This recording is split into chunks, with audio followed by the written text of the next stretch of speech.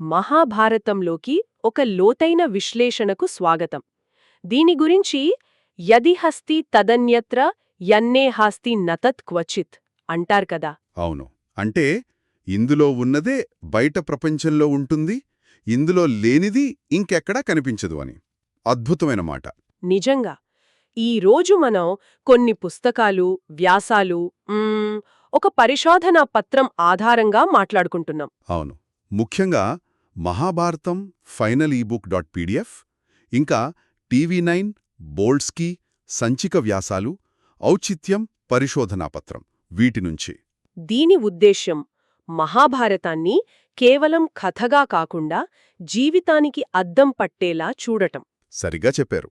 పాత్రలు, సంఘటనలు, ఆ ధర్మ సూక్ష్మాలు, వీటిని లోతుగా పరిశీలించడం. జయం, భారతం, మహాభారతం, ఈ పరిణామం కూడా ఆసక్తికరమే. అవునవును, ఆ పెరుగుదలే దాని గొప్పతనాన్ని చెబుతుంది. సరే, ముందుగా ధర్మం గురించి మాట్లాడుకుందాం. మహాభారతంలో ఇది చాలా కీలకం. భీష్ముణ్ణే తీసుకుంటే భీష్ముడు, ఆయన ప్రతిజ్ఞ గొప్పదే కాని రాజ్య అవసరాలతో కొన్నిసార్లు ధర్మంతో కూడా అది సంఘర్షించిందనమాట. అంటే వ్యక్తిగత నిష్టకు, సమిష్టి బాధ్యతకు మధ్య నలిగిపోయాడు. అవును.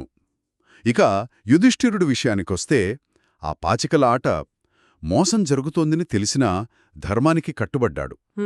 దానివల్లే ఎన్నో కష్టాలు పడ్డాడు కదా. పడ్డాడు, అయినా సహనం కోల్పోలేదు. ధర్మాచరణ ఎప్పుడు సులభం కాదని, కొన్నిసార్లు బాధ కలిగిస్తుందని ఇది చూపిస్తుంది. అయితే ఇక్కడే కర్ణుడి కథ మరోలా ఉంటుంది. మంచివాడే, ఎన్నో గొప్ప గుణాలున్నవాడే, కాని స్నేహానికి కట్టుబడి అధర్మం వైపు నిలబడాల్సొచ్చింది. అదొక విషాదం. అంటే మన ఎంపికలు, మన స్నేహాలు ఎంత ప్రభావితం చేస్తాయో తెలుస్తోంది. ఖచ్చితంగా. మరోవైపు విదురుడున్నాడు. వివేకానికి, ధర్మానికి ప్రతిరూపం. ధృతరాష్ట్రుడికి హితబోధ చేస్తూనే ఉన్నాడు.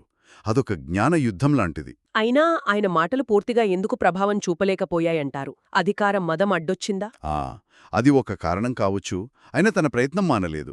మొత్తంగా చూస్తే భారత సావిత్రి చెప్పినట్లు నజాతు కామాన్న భయాన్న లోభాద్ ధర్మం త్యజేద్ జీవితస్యాపి హేతోహో, అంటే ప్రాణం పోయే పరిస్థితిలో కూడా ధర్మాన్ని వదలకూడదు అని. అవును.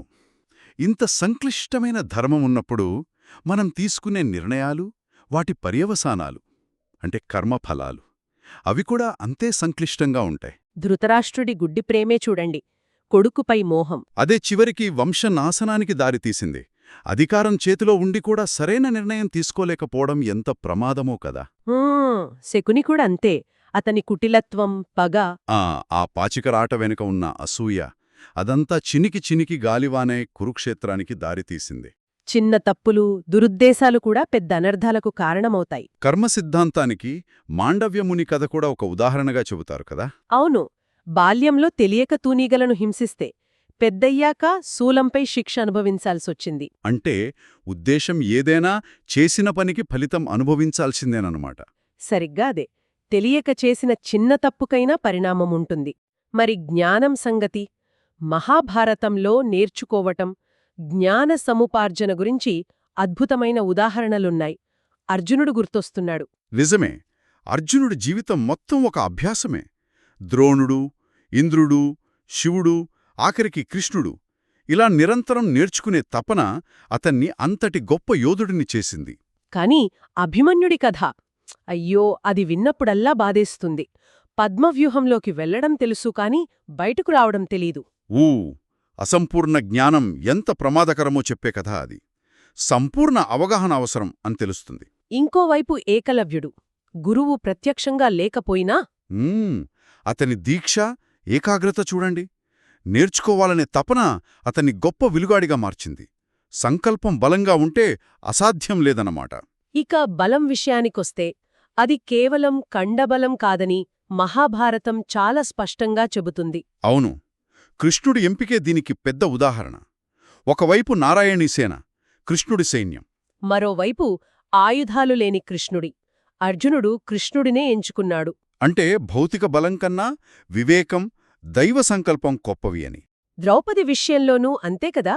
నిండు సభలో అవమానం జరుగుతున్నప్పుడు శారీరకంగా బలహీనురాలే అయినా తన మాటలతో, ధర్మనిరతితో సభనే నిలదీసింది. ఆ నైతిక ధైర్యమే ఆమె బలం. భీముడు హనుమంతుడి సంవాదం కూడా మనకంటే బలవంతులు జ్ఞానులు ఎప్పుడూ ఉంటారని గుర్తుచేస్తోంది.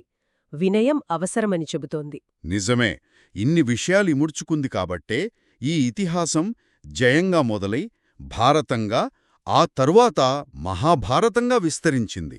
ఈ పరిణామక్రమమే దాని లోతును సూచిస్తోంది కదూ. అవును, కేవలం కథ కాదు, ఒక విజ్ఞాన సర్వస్వం. ధర్మార్థకామ మోక్షాలు అంటే జీవిత లక్ష్యాలు. వాటితో పాటు నీతిశాస్త్రం, రాజనీతి, ఎన్నో శాస్త్రాలిందులో ఉన్నాయి. ఖచ్చితంగా. అందుకే దీన్ని ఎన్నో స్థాయిలలో అర్థం చేసుకోవచ్చు. సాధారణ కథగా చదవచ్చు, జీవిత పాఠాలు నేర్చుకోవచ్చు, ధర్మసూక్ష్మాలు తెలుసుకోవచ్చు, శాస్త్ర రహస్యాలు, చివరికి మోక్షమార్గంగా కూడా చూడొచ్చు. అవునవును. అన్ని స్థాయిల వారికి ఇందులో ఏదో ఒకటి దొరుకుతుంది. అద్భుతం. అంటే మహాభారతం కేవలం పాతకథ కాదు, ఎప్పటికీ మానవ స్వభావానికి, జీవితంలోని ఒడిదుడుకులకు అద్దం పట్టే ఒక గొప్ప మార్గదర్శి అన్మాట. నిస్సందేహంగా తరతరాలకు ఇది అవసరమే. సరే, ముగింపుగా ఒక ఆలోచనతో ఈ చర్చను ఆపుటం. ఒకవైపు ధర్మానికి కట్టుబడిన యుధిష్ఠిరుడు దానివల్ల ఎన్నో కష్టాలు పడ్డాడు.